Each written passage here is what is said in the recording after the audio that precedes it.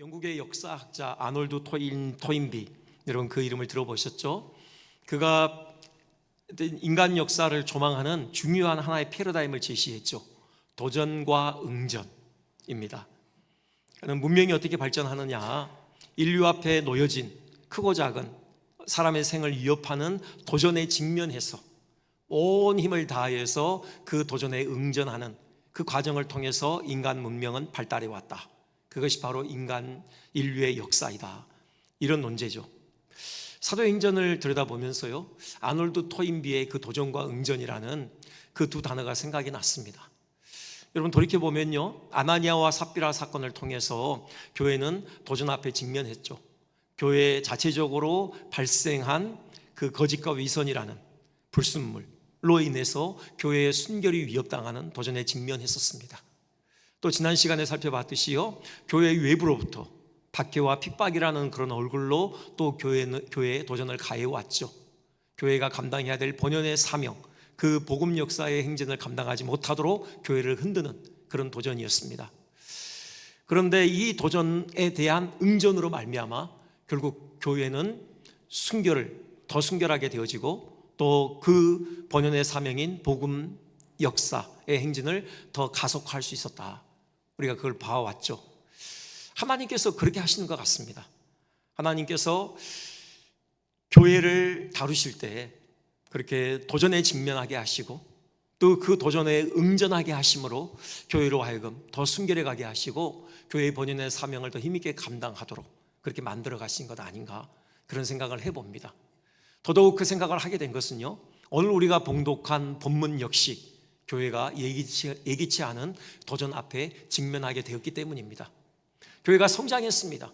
사도들이 목숨 걸고 복음 전했고요, 그로 말미암아서 교회가 또 성장하고 있었죠. 인원이 많아졌습니다. 그런데 그로 말미암아서 또 예기치 않은 위기가 닥쳤어요. 여기 그 매일의 구제에 일부 교인이 누락되는 그런 일이 있었고요, 또 그것으로 인하여서 또 원망이 생겨났습니다. 헬라파 유대인, 히브리파 유대인, 그런 표현들이 나오는데요. 헬라파 유대인, 간단하게 설명드리자면은 기원전 586년 남유다가 바벨론에 의해서 망했을 때 그 유다 사람들이 많이 바벨론이나 또 그 고난을 피해서 세계 각지로 흩어졌잖아요. 이후에 삶의 터전을 그 외국에 잡고 자손 대대로 살아왔던 것이죠. 이제 여생을 성전이 있는 예루살렘에서 보내고 싶어서 그들이 다시 삶의 터전을 예루살렘으로 옮겼던 이들이 있습니다. 그러다가 오순절 이후에 사도들에 의해서 복음을 듣게 되고 예수님을 믿어서 그리스도인이 된 거죠. 이게 바로 헬라파 유대인입니다. 정확하게는 헬라파 유대 그리스도인이라고 할 수 있겠죠. 히브리파 유대인은 계속해서 본토에서 삶의 그 터전을 지켜왔던 자들, 그들이 히브리파 유대인들이고요. 어디가 더 많겠습니까? 수가 교회 안에요? 당연히 히브리파 유대인들이 많죠. 본토인들이니까요. 헬라파 유대인은 소수였습니다. 그렇기 때문에 문제가 발생한 거죠. 매일의 구제, 형편이 어려운 사람들에게 식량을 나눠주고 생활 필수품들을 제공하며 또 이렇게 필요한 어떤 금전을 지급하는 데 있어서 아무래도 소수인 헬라파 유대인 과부들이 그 구제의 대상에서 누락이 되어졌던 것입니다. 사도들이 이 일을 감당했거든요. 결코 고의로 그랬을 리는 없습니다. 어쩌게 하다 보니까 본의 아니게 누락이 됐던 것이죠. 이것 때문에 헬라파 유대인들이 히브리파 유대인들을 향하여서 원망을 늘어놓게 된 것입니다. 여러분, 이게 작은 문제는 아닌 것 같습니다. 헬라파, 히브리파, 자칫하면요 이 두 파 간의 갈등 구조가 심화될 수 있는 그런 위기였던 것입니다. 이것도 교회 앞에 놓여진 큰 도전이었어요. 이 도전에 대한 응전이 있죠. 사도들이요 7 집사를 세웁니다. 이 구제 사역을 전담할 7 집사를 세우게 되는 것이죠. 응전입니다. 앞서 말씀드렸듯이 하나님께서 교회를 다루실 때 도전과 응전이라는 그런 패러다임으로 교회를 다루신다 말씀드렸습니다. 도전과 응전이 있죠. 그렇다면 그 응전으로 7 집사가 세워졌다. 이것은 분명히 교회사적으로 그리고 교회적으로 중대한 의미가 있으리라 기대해 볼 수 있는 것입니다. 오늘은 그 부분에 좀 초점을 맞추겠습니다. 이 7 집사를 세운 이 사건이 교회에 갖는 의의가 무엇인지 한번 같이 생각을 해보겠습니다. 먼저 생각할 것은요, 이 집사라는 직분은 결코 계급이나 서열이 아니고요, 철저하게 봉사와 섬김의 직무이다. 우리는 이 사실을 다시금 본문에서 확인하게 되어집니다. 일단은 좀 그 단어풀이를 좀 해보려고 하는데요, 단어로 좀 접근을 해보겠습니다. 그 집사에 해당하는 헬라어 단어가 디아코노스예요. 디아코노스. 그런데 이 디아코노스가 신약 성경에요, 총 29번이 나옵니다. 29회 나와요. 근데 집사로 번역된 경우는 단 3번이에요. 우리말 성경만 찾아본 게 아니라요, 영어 성경도 여러 버전을 찾아봤습니다. 거의 비슷한 것 같아요. 이 디아코노스라는 그 단어가 우리가 이해하는 그 집사로 번역이 된 경우는 딱 3번밖에 없습니다. 디모데전서 3장 8절, 12절, 그다음 빌립보서 1장 1절 이렇게 돼 있어요. 나머지 26회는 뭐냐 그러면은 그건요, 일꾼 혹은 하인으로 그렇게 번역이 되고 있어요. 하인, 일꾼, 이게 거의 디아코노스에 대한 번역입니다. 영어 성경도 마찬가지예요. 뭐 미니스터 혹은 서번트 그렇게 번역이 되고 있습니다. 이게 의미하는 바가 뭡니까? 집사는요, 어떤 그 직분이기 이전에 바로 섬김이요 봉사라는 것이죠. 그래서 어떤 주석가는 디아코노스의 원래 쓰임이 식탁에서 섬기는 자를 일컫는 용어였다, 그렇게 풀이하는 것을 봤습니다. 그게 일리가 있는 게, 여러분 요한복음에 보면요, 예수님께서 가나 혼인잔치 때 물로 포도주를 만드는 기적을 베푸시죠. 그때 주요한 역할을 감당한 인물들이 있는데 하인들입니다. 예수님께서 하인들에게 명하시잖아요. 항아리에 물을 채우라. 그 명에 순종해서 가득 채웠죠. 이제 그 물을 떠다가 연회장에게 갖다 줘라. 그대로 순종할 때 물이 포도주로 변하는 그런 이적이 이루어졌던 것이죠. 그 하인들을 일컫는 용어가 바로 디아코노스입니다. 그러니까 식탁에서 수종 드는 자들이죠. 그 잔치집에서 철저하게 낮은 위치에서 섬기는 자들, 하인들, 바로 그들이 디아코노스예요. 여러분, 우리는 섬기는 자예요. 섬김이요 하인입니다. 이것은요 단지 집사에게만 해당되는 게 아니에요. 여기 사도들 있잖아요. 사도들도 동일하게 섬김이요 하인이에요. 여기 4절 보면 이렇게 돼 있어요. 우리는 오로지 기도하는 일과 말씀 사역에 힘쓰니라. 여기 말씀 사역, 여러분 가지고 계신 성경이 좋은 성경이면요, 여러분 말씀 사역 앞에 그 3번이라고 각주 번호가 붙어 있을 겁니다. 빨리 확인해 보십시오. 네. 그 3번 그래가지고 아래 보면은 그 각줄 안에 이렇게 돼 있습니다. 헬 말씀의 봉사에. 이게 뭐냐면요, 이 사역, 즉 사역에 해당되는 그 원어가 디아코니아예요. 그러니까 디아코노스와 같은 어근을 가지고 있는 단어입니다. 곧 봉사, 섬김, 어떤 이런 의미를 가지고 있는 단어예요. 그렇기 때문에 사역이라고도 번역할 수 있지만 더 올바른 의미는 봉사요 섬김인 것이죠. 그러니까 사도들도 섬김이에요. 사도들도 하인인 것입니다. 다만 그 섬김의 내용이 좀 다를 뿐이죠. 사도들은 말씀으로 섬기는 거예요. 말씀의 하인인 것입니다. 집사들은요 재정과 구제, 재정 출납과 구제로 또 섬기는 것이고요. 집사가 됐든 사도가 됐든 모두가 서로에게 섬김이요 하인인 것이죠. 우리 모두가 다 마찬가지입니다. 우리는 서로에게 섬김이요 하인이다. 여러분 이 사실을 기억하셨으면 좋겠습니다. 이게 그럴 수밖에 없는 게요, 여러분 교회를 세우신 분, 교회의 설립자이시요 교회의 머리 되신 예수님께서요 우리 가운데 오실 때 섬김이요 하인으로 오셨어요. 예수님께서 당신의 정체를 스스로 그렇게 밝히셔요. 누가복음 22장 27절이죠. 앉아서 먹는 자가 크냐? 섬기는 자가 크냐? 앉아서 먹는 자가 아니냐? 그러나 나는 섬기는 자로 너희 중에 있노라. 나는 섬기는 자로 너희 중에 있노라.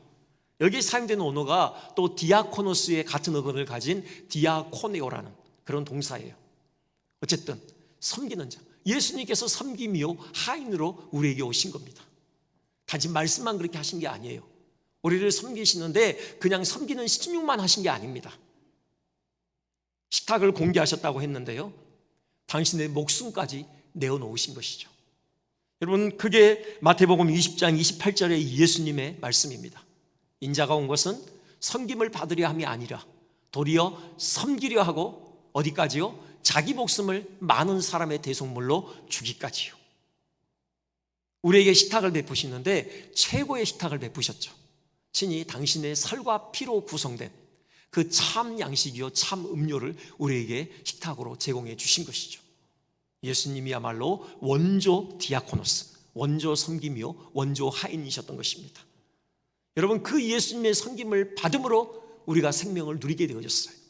우리가 이 교회의 일원이 된 것입니다. 그렇기 때문에 그 예수님을 나의 삶의 주인으로 모시는 자라면, 그 예수님이 세우신 바로 이 교회의 일원이라면 우리는 누구나 예수님을 따라 섬김이요 하인일 수밖에 없는 것입니다. 여러분, 혹시 이렇게 생각하시는 분 계십니까? 누군가를 섬기는 섬김이가 된다는 것, 그건 나 스스로 나의 존재 가치를 깎아내리는 것 아닌가? 누군가는 식탁에 앉아있고 나는 서서 그 사람이 식탁을 즐기는 동안 열심히 서서 섬기는 하인의 위치에 서게 된다면 그것이야말로 나 자신을 깎아내리는 행위가 아니겠는가? 아닙니다. 여러분 생각을 바꾸십시오. 누군가의 하인이 되어질 때, 누군가의 식탁을 공개하는 섬김이가 되어지는 그 순간이야말로 우리의 존재 가치를 최상으로 끌어올리는 순간입니다. 왜 그렇습니까? 예수님께서 그러셨잖아요. 우리가 누군가의 섬김이가 되고 누군가의 하인이 된다는 것은요, 예수님과 우리 자신을 일치시키는 것입니다. 예수님께서 우리의 섬김이요 우리의 하인으로 서 계셨던 것이죠.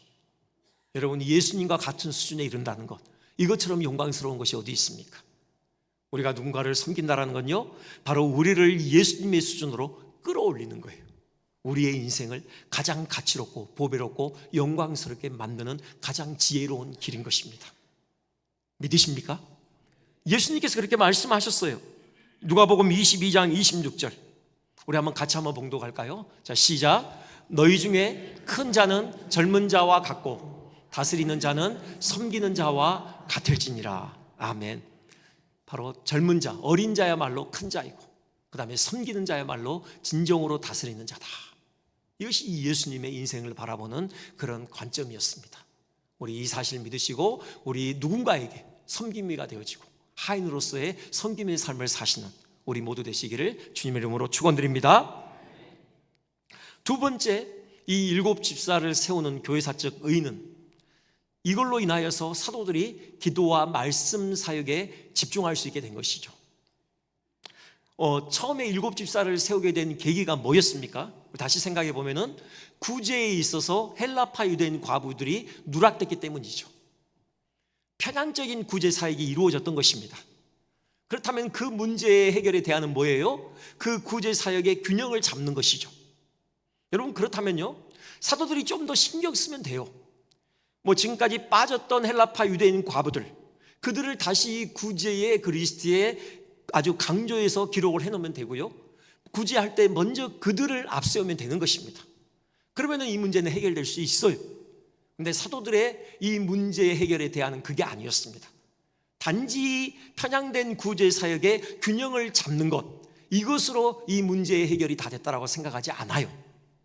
이 문제를 좀 더 근원적으로 바라봤습니다. 단지 편향적인 구제 사역의 문제가 아니라 사도들이 구제 사역에 전념함으로 인하여서 자기들에게 맡겨진 그 본연의 사명, 말씀 사역을 소홀히하게 되어졌다. 이것이 문제였다라고 원인을 그렇게 분석한 것입니다. 보다 근본적으로 들어갔어요. 그래서 이 문제의 진정한 해결은 뭡니까? 사도들이 그 본연의 사명인 다시 말씀 사역에 집중하는 것이죠. 그것을 위해서 구제 사역을 대신할 7 집사를 세웠던 것입니다. 이게 바로 사도들의 이 문제를 바라보는 관점이요 해결점이었어요. 여러분, 그걸 알 수 있는 게 2절에 이렇게 사도들이 얘기하죠. 우리가 하나님의 말씀을 제쳐놓고 접대를 일삼는 것이 마땅하지 아니하니. 문제의 원인을 이것으로 봤던 것입니다. 그래서 어떻게 해결합니까? 3절 4절, 형제들아 너희 가운데서 7을 택하라. 우리가 이 일을 그들에게 맡기고 우리는 오로지 기도하는 일과 말씀 사역에 힘쓰리라. 네. 이렇게 해서 이 도전에 대한 응전이 이루어졌던 것이죠. 여러분, 그랬을 때 결과는 또 어마어마합니다. 그게 7절이죠. 7절이 이렇게 되어 있습니다. 하나님의 말씀이 점점 왕성하여 예루살렘에 있는 제자의 수가 더 심히 많아지고 허다한 제사장의 무리도 이 도에 복종하니라. 이게요, 단지 양적인 성장만이 아닙니다. 괄목할 만한 양적인 성장이 있었고요, 특별히 여기 그리스도인을 뭐라고 불러요? 제자라고 부릅니다. 사도행전 6장에서부터 그 12제자 외에 이제 그리스도인들을 제자라고 부르기 시작하죠.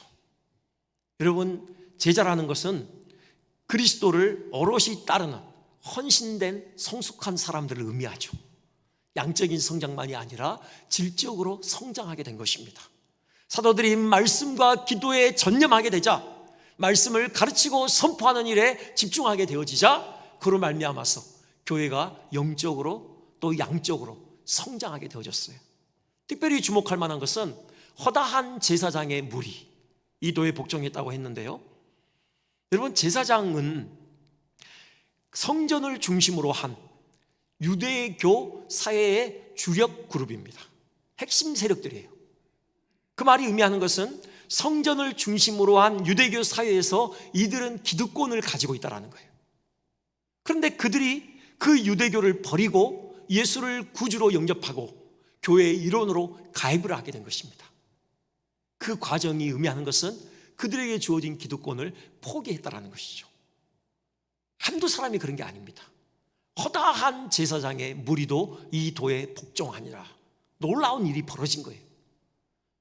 그만큼 사도들이 선포한 그 말씀, 복음이 설득력이 있었고 힘이 있었다는 것이죠. 여러분, 이런 어마어마한 붕의 열매가 바로 거둬진 것이죠. 우리는 이 사실을 통해서 한 번 더 확인하게 되는 사실이 있는데요, 역시 교회의 생명력은 하나님의 말씀에 근거하고 있다는 것입니다. 교회의 생명이 어디 있습니까? 하나님의 말씀에 있어요. 하나님의 말씀에 창념할 때, 교회가 하나님의 말씀에 집중할 때, 여러분, 그때에 비로소 교회는 생명력을 발휘하게 된다. 우리는 이 사실을 분명하게 확인하게 되어져요. 사실 사도행전이 놓여져 있는 위치가 그 사실을 이미 우리에게 증언하고 있습니다. 복음서 다음에 있죠. 여러분, 복음서는 예수 그리스도의 인격과 사역을 묘사하고 있는 성경입니다. 복음이죠, 말 그대로. 사도행전은요, 교회의 역사를 다루고 있습니다. 복음서가 사도행전 앞에 있다, 사도행전이 복음서 바로 뒤에 있다, 그게 의미하는 바가 뭡니까? 교회는 복음의 기초에서 세워진다는 거죠. 복음 선포에 의해서 교회가 세워지고요, 복음이 또 순전하게 선포될 때 교회는 자라고 성장한다, 그 사실을 분명하게 보여주고 있어요. 또한 이제껏 교회의 역사가 이 하나님의 말씀이 교회의 생명이라는 사실을 분명하게 증언하고 있습니다. 교회가 침체되거나 교회가 다시 회복되고 새롭게 되거나, 여러분, 이것의 직접적인 원인은 하나님의 말씀이에요. 하나님의 말씀의 빛이 희미해질 때 교회는 침체되었습니다. 그게 바로 중세교회 아닙니까? 여러분, 중세교회가 얼마나 힘을 잃어버렸습니까? 얼마나 영적인 암흑 가운데 뒤덮여 있었습니까? 그렇게 된 원인이 뭡니까? 하나님의 말씀의 빛이 희미해졌기 때문이에요. 예배라고 드리는데, 미사죠, 말씀이 없어요. 의식 중심의 예배를 드렸던 것입니다. 그리고요, 성도들, 일반 평신도들에게 하나님의 말씀을 접할 수 있는 원천적인 기회를 차단해버렸어요. 자국어로 성경을 번역할 수 없게 만들었습니다. 자기들 말로 성경을 읽어야 될 것 아닙니까? 못하게 했어요. 오직 벌게이트역, 그 라틴어 성경만 가지고 있었어요. 예배 시간에도 라틴어 성경을 그냥 읊을 뿐이었습니다. 성경이 사제들의 전유물로 전락하고 말았던 것이에요. 그렇기 때문에 중세의 교회가 무너졌던 거죠. 침체되고 말았습니다. 여러분, 그 중세 시대가 지나고 종교개혁의 여명이 밝아왔죠. 종교개혁가들이 그 교회의 개혁에 어떤 기치를 들고 일어났습니다. 그렇게 된 원인이 뭡니까? 종교개혁가들 다시 하나님의 말씀으로 돌아갔기 때문에 그래요. 르네상스 시대, 그 르네상스의 근본 정신이 뭐냐? 모토가 뭐냐? 아드 폰테스입니다. 아드 폰테스, 원천으로 돌아가자, 근원으로 돌아가자. 여러분, 신앙의 원천이 뭡니까? 하나님의 말씀, 성경이죠. 그래서 이 테마와 함께 종교교육가들이 다시 성경을 보기 시작한 겁니다. 그랬더니 지난 1000년간 교회가 가르쳐온 가르침들이 엉망인 것이에요. 지금까지 교회의 모든 행보들이 전혀 복음과 맞지 않은 것입니다. 그래서 개혁의 기치를 든 것이에요. 여러분, 이거 결코 쉽지 않습니다. 교황을 비롯해서요, 교회는 무소불위의 권력을 가지고 있었어요. 그 무소불위의 권력을 휘두르는 교황과 교회의 권력을 향하여서 개혁해야 된다는 기치를 높이는 것은, 이것은 참으로 위험천만한 일이었습니다. 그럼에도 불구하고 종교개혁가들은 그 뜻을 굽히지 않았어요. 그 외침의 소리는 결코 잦아들지 않았던 것입니다. 왜요? 그들의 영혼이 하나님의 말씀에 사로잡혔기 때문에요. 너무나도 선명한 하나님의 말씀의 진리의 빛이 그들의 영혼을 비췄기 때문에요. 그 빛에 그들은 붙들렸기 때문에 그들은 목숨을 내어놓고 종교개혁의 그 행보를 이어갔던 것입니다. 루터가 대표적이잖아요. 마틴 루터 1517년 10월 31일 그 비텐베르크 대학 정문에 95개조 방방문 붙였습니다. 학자들은 그 사건이야말로 종교개혁의 도화선에 불을 당긴 사건이다 라고 해석을 해요. 그때로부터 루터는 그 복음에 입각한 그 개혁 사상을 담은 책들을 저술하기 시작합니다. 로마 교황청이 난리가 났죠. 루터를 향하여서 파문장을 보내요. 파문장을 루터가 그 손에 들고 어떻게 합니까? 주저없이 찢어버리죠. 활활 타는 불길에 던져버립니다. 황제로부터 보름수로 오라는 소환 통보 명령이 내려요. 동료들이 다 말려요. 가면 죽는다. 얀 후스가 그랬듯이, 얀 후스에게 당신의 생명을 보장하겠다고 했지만 결국 죽였듯이 당신도 그렇게 죽일 것이다. 가서는 안 된다. 그때 루터가 한 말이 있어요. 저 지붕 위의 귀하장들처럼 많은 악마들이 나를 기다리고 있다고 해도 나는 갈 것입니다. 말을 타고 당당히 보름수에 가요. 황제를 비롯해서 교회와 국가를 대표하는 최고 권력자들이 다 즐비하게 앉아 있었습니다. 그 앞에 서 있는 루터를 향하여서 이와 같은 질문이 던져졌죠. 루터가 쓴 책들 쌓아놓고요, 이 책들을 당신이 쓴 거 맞습니까? 네, 맞습니다. 이 책에 있는 사상들을 철회할, 취하할 의향이 있습니까? 제게 하루만 기한을 주십시오. 루터가 자기 일신의 안위를 염려했기 때문이 아닙니다. 만약에 그 책에 기록된 사상을 철회하지 않겠다라는 선언은 지금 1000년 동안 교회가 가르쳐온 가르침이 다 가짜다 라는 선언인 것입니다. 엄중한 일이죠. 그래서 하루의 시간을 달라고 해요. 하나님 앞에 그날 밤 기도와 묵상으로 몸부림하며 시간을 보냅니다. 그 다음 날 1521년 4월 그 12일인가요? 서죠. 다시 그 보름스 재판정 앞에요. 똑같은 질문이 던져져요. 이 책에 있는 사상들 취하할 의향이 있습니까? 루터의 답변은 그 유명한 답변인데요, 길지만 읽어드리겠습니다. 성경의 증언에 의해 그리고 명백한 논증에 의해 논박되거나 정죄되지 않는 한 나는 교황이나 공회의 권위도 인정하지 않습니다. 그들은 오류를 범하고 서로 모순되기 때문입니다.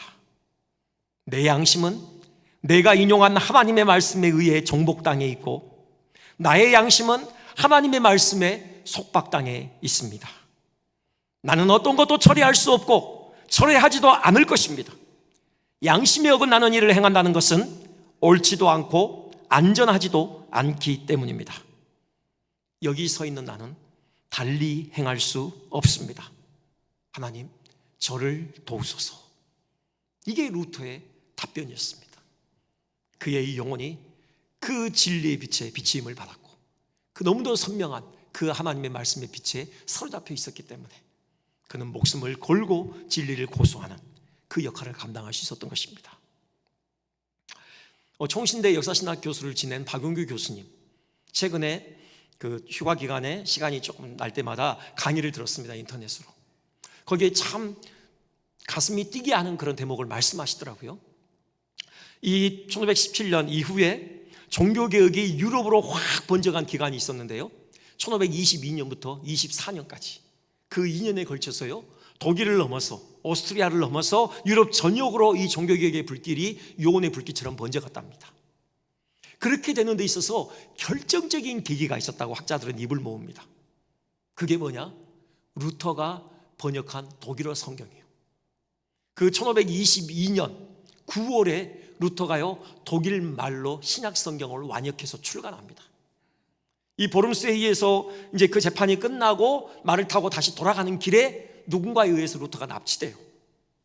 알고 보니 루터의 든든한 후원자였던 프레데릭 선제우가 루터에게 통보도 하지 않은 채 그를 납치했죠. 왜요? 그를 피신시키기 위해서요.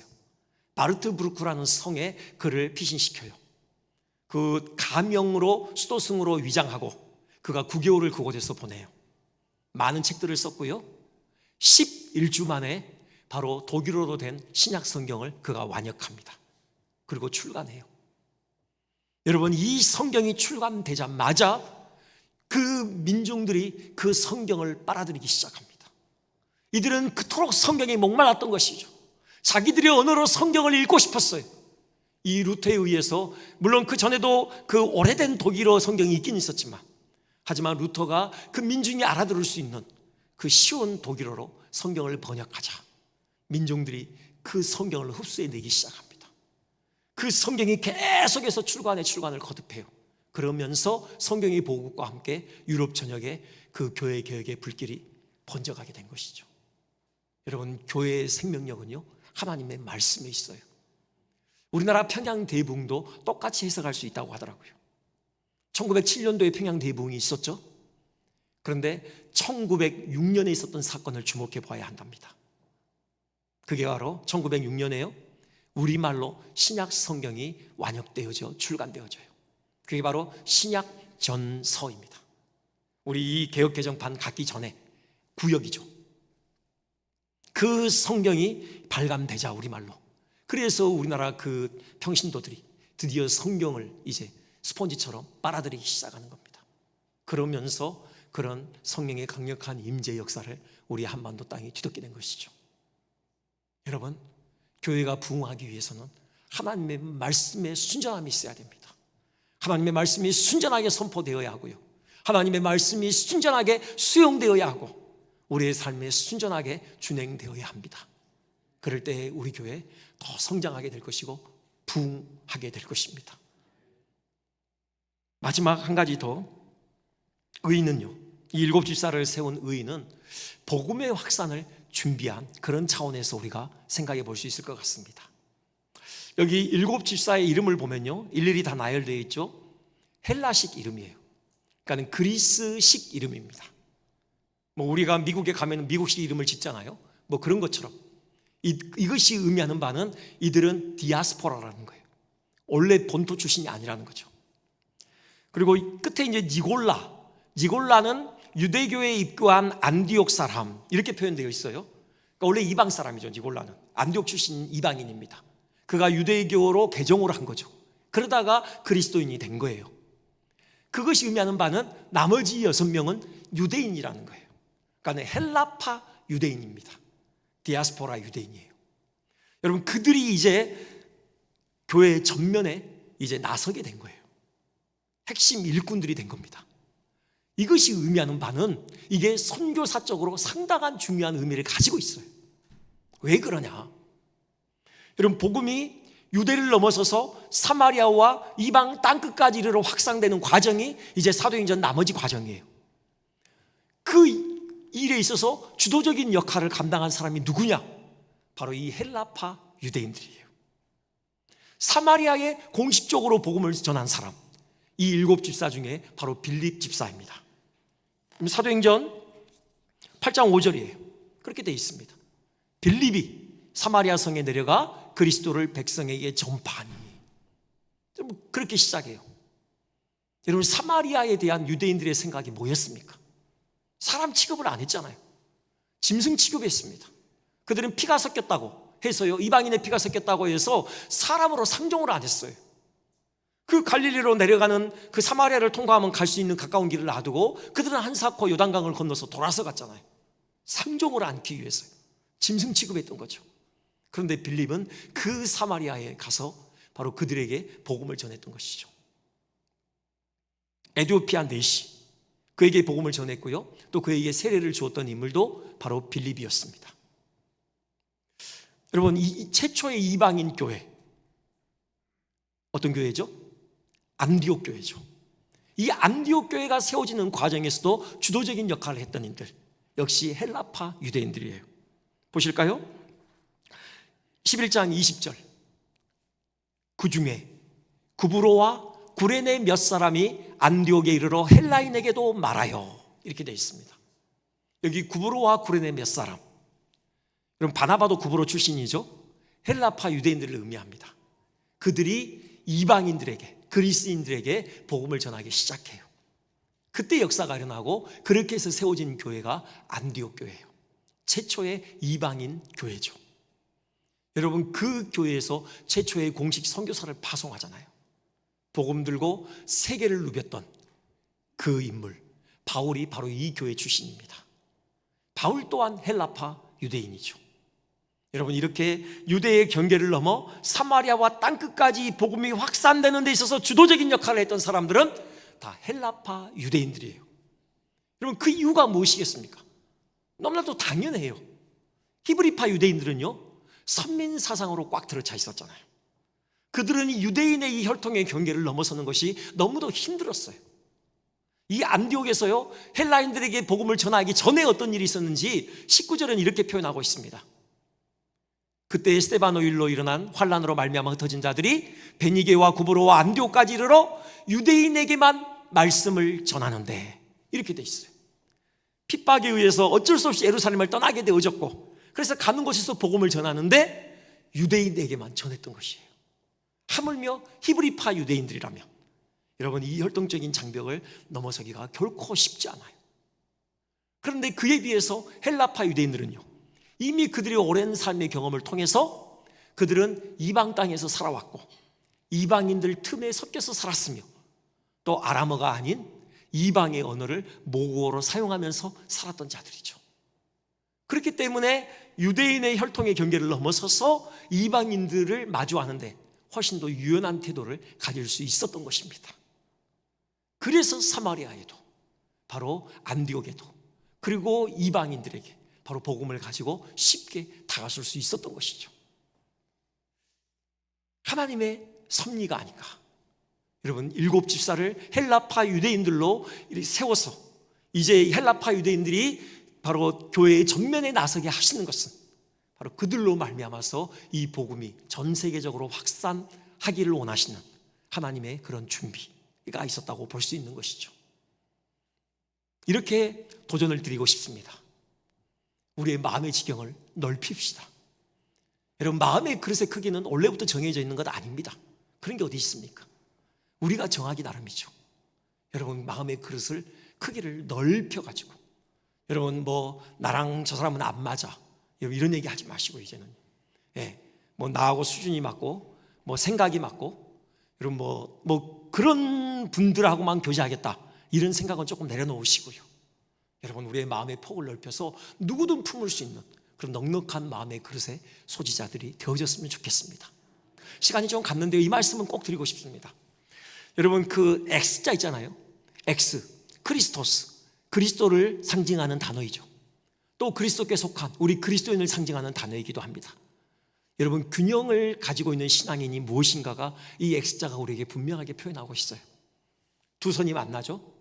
그 선을 만나는 그 점을 기준으로 했을 때 위의 면, 이것은요, 하나님을 향한 우리의 마음, 하나님을 향한 우리의 사랑의 길이와 폭을 의미합니다. 그 아래는요, 이웃을 향한 사랑과 마음이죠. 여러분, 이 X자의 특징은 선 길이가 같다는 겁니다. 위와 아래의 선 길이가 같아요. 그리고 그 폭도 같습니다. 넓어지는 만큼 아래도 넓어지게 돼 있어요. 길어지는 만큼 아래도 길어지게 돼 있습니다. 여러분, 하나님을 향한 우리의 마음과 우리의 사랑의 폭과 길이를 넓히십시오. 그럴 때 이웃을 향한 우리의 사랑의 길이와 깊이와 그 넓이도 넓어질 것입니다.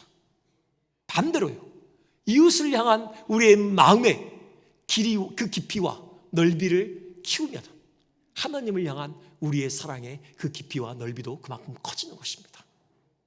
여러분, 마음의 그릇을 넓혀서 정말 하나님의 그 복음의 위치를 밝게 비추는 통로로 우리 모두가 쓰임받기를 주님의 이름으로 축원드립니다.